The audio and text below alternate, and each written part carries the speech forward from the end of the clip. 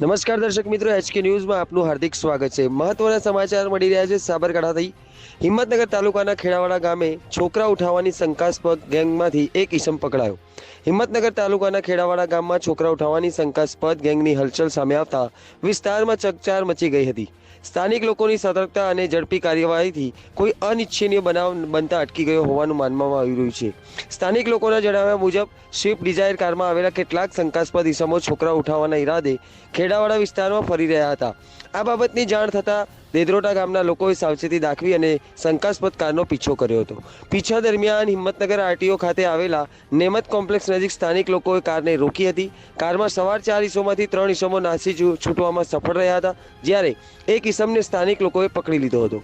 ઘટનાની જાણ થતાં હિંમતનગર ગ્રામ્ય પોલીસ તાત્કાલિક સ્થળ પર પહોંચી અને પકડાયેલા ઈસમને વધુ પૂછપરછ માટે હિંમતનગર ગ્રામ્ય પોલીસ સ્ટેશન લઈ જવામાં આવ્યો હતો।